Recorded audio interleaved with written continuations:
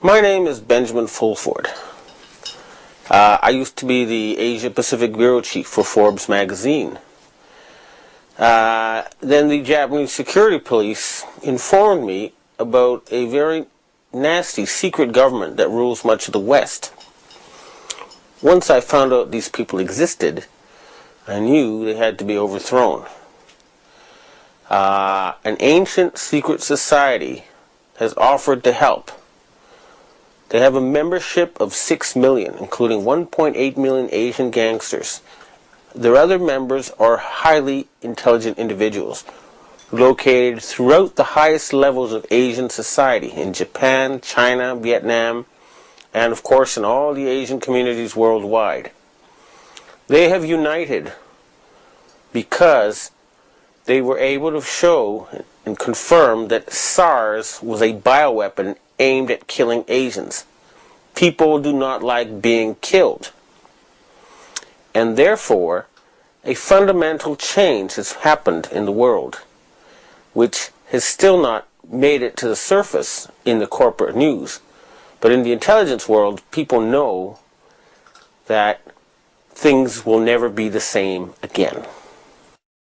My involvement with the secret government started this spring when I interviewed former Finance Minister Heizo Takenaka. Dragon's Den.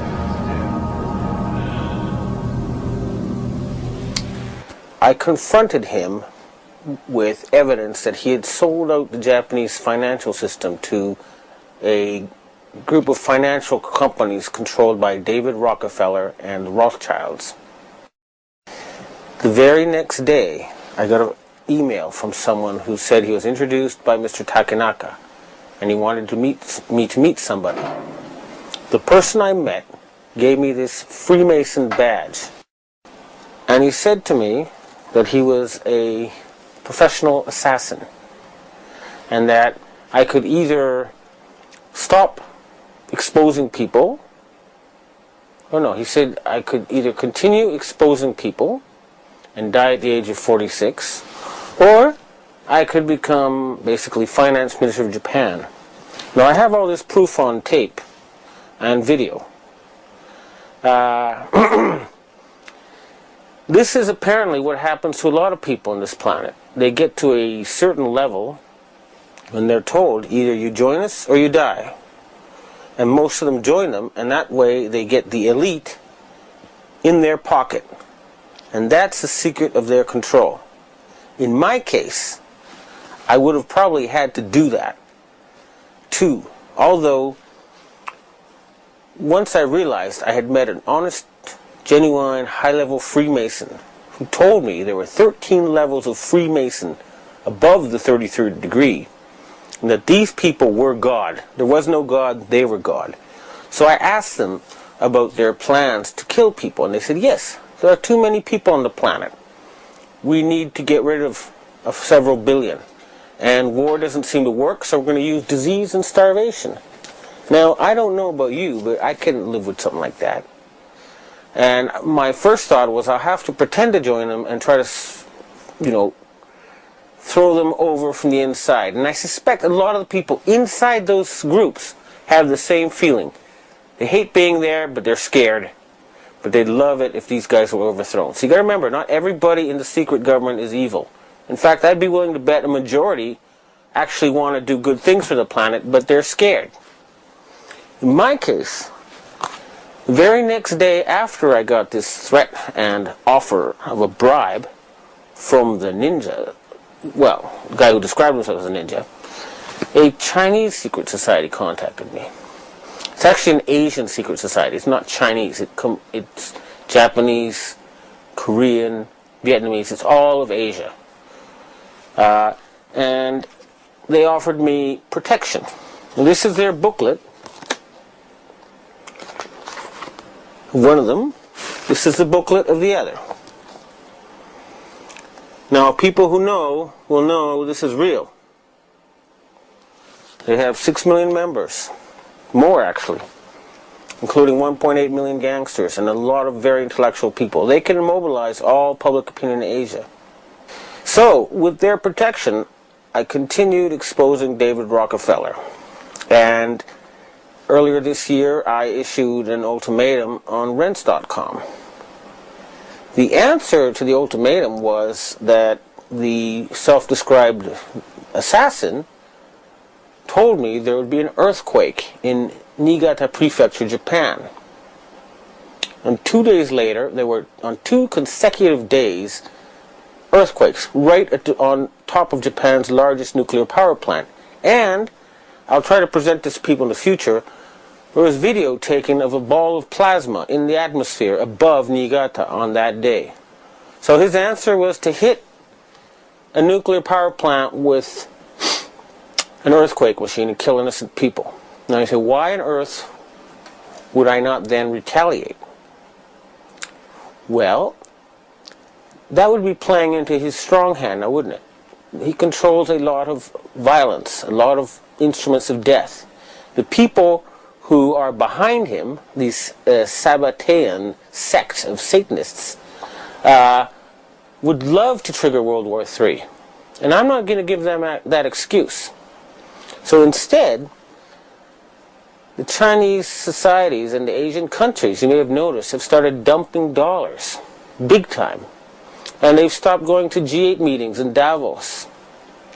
And you'll also notice that their submarines, Chinese submarines, have popped up right behind U.S.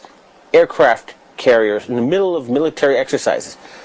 What that means is that every single U.S. aircraft carrier is a useless sitting duck. The entire U.S. Navy is useless, okay? That's a fact. Secondly, all their satellites are useless, okay? And that's just the beginning. The screws will get tighter and tighter. The United States economy depends on Asian money. They need to borrow $850 billion a year just to keep going. And the Asians are tired of paying for a country that does nothing but attack people and create excuses for war. A lot of people are wondering why a picture of me smiling beside David Rockefeller appeared on the internet. And they're saying, how did I get to meet him? Well, he was here in Japan on what was supposed to be a top secret visit. However, if he's in Japan, he's on my turf. And it was pretty naive of him to think I wouldn't know he was here and I wouldn't know where he was. Now, I could have had him brought to me all tied up with a vibrator up his ass, just like happened to that reporter for the Yomiuri newspaper in April when you got too close to these people. But I don't think torture is a very polite way of talking to people, and nor is it very productive. Friendly conversation is always the best.